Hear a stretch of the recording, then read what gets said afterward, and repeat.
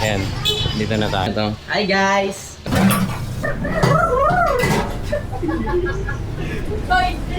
Hindi ka nag-ahig ngayon pare. Haba ng bakasyon natin ah. Okay. Natin. Taga palengke. Hindi, gadami yung dito. Ito yung ano natin. Dati, pag kami vlogger, dadamihan yung pagkain, di ba? Oo. Ngayon, Naglilinis. Maglilinis. Located yung second branch ko. Alam, ito yung Chongqing. Ayan. Ongpin Street. Diba? Sa mag-video for YouTube. Actually, nasimulan ko na to dati. Kaso, daming factors. Busy, ganito, busy, ganyan. Pero kaya naisip ko, why not? Gawin ko to ng tuloy-tuloy. Diba? So, ngayon na start. Hopefully, magtuloy-tuloy. Then, yung mga ganun. Muna sa tindahan. Let's go. Ada yung na-like muna tayo. Located. Pero kagandahan, yung bahay ko nasa Binondo lang din.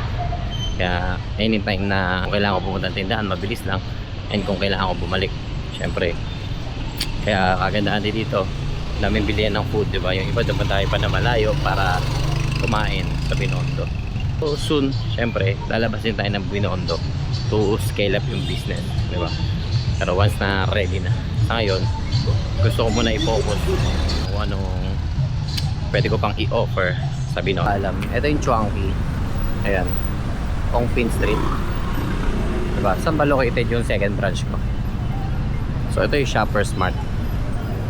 Diba? Ayan, pag diniretso mo yan, dyan, madami ding food trip spot. Pero dito ako located sa Tipinpin. Kanan lang tayo dito. Diretso lang. Actually, hindi pa kita. From dito sa lugar na kinatatayuan ko, kita na yung Chef Mongkulong. Ayan na. Zoom natin. Ayan o. Kita ba? Masyadong maliit. Ayan. Dito na tayo. So, doon tayo galing kanina.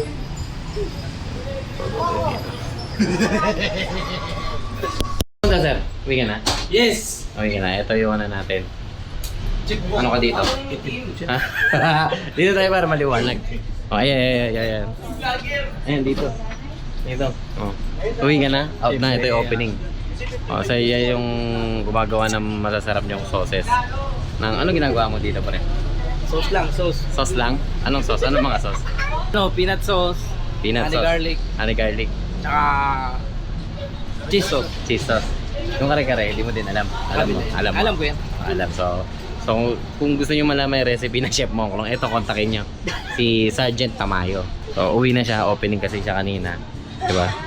Ito, hindi ko alam. Ako yung taga-sira ng mga sauce. Ito yung taga-sira. Okay, ito yung matagal na dito. Lahat din ng sauce. Sinisira niya rin. Tapos yung sira niya din. Pag maganda ulas. Oh. Pagpasok tayo dito sa tindahan. Yan kasi maluwag. Hapon na. Walang tao. Kaya na pag-content tayo. Ha? Bago yan, bago. Bago to, katas ng ano? Ng scatter. Ang tumatao dito is ngayon on a weekdays. Umaga 10 hanggang 12. And then pagkagabi simula yung 5. Okay, so 4. So ngayong hapon mga 2 to 4 replenish muna ng backup, diba? Check kung ano mawala at saka meron. So ganoon na naman ang operation namin dito. Tsaka eto. So nagbakasyon kami. So kaka-Holy Week lang. For ilang araw tayo wala. Thursday, Friday, Saturday, Sunday. Tama? So pati Easter Sunday nag-close kami kasi lahat daw sila may lakad. So wala yung duty. Ito ko lang ito. Yan, para maliwanag konti. So nagbakasyon kami, yung rep namin, nagbakasyon din. Yan. Daan ng laman, no? So ngayon naghahanap ako na mag-aayos. Hopefully free yun lang. Para ayusin lang din, ayos na. Okay? Ako ang manager. So, eto. Hi guys! Kaway ka pare, shoutout mo mga tropa natin. Shoutout sa mga tropa namin dyan. Ako ang manager dito. Ito ang masayista ko. Okay. Natin. Taga palengke. Hindi, gadami yung dito. Ito yung ano natin, purchasing Purchasing manager. Purchasing director natin to. Yan. Okay. Sama sa mga accounts dito. So, kaya kailangan yung mag-advance, kailangan niya ng pera, ito ang kakausapin niya. Okay? Yan ang may hawak ng kaban.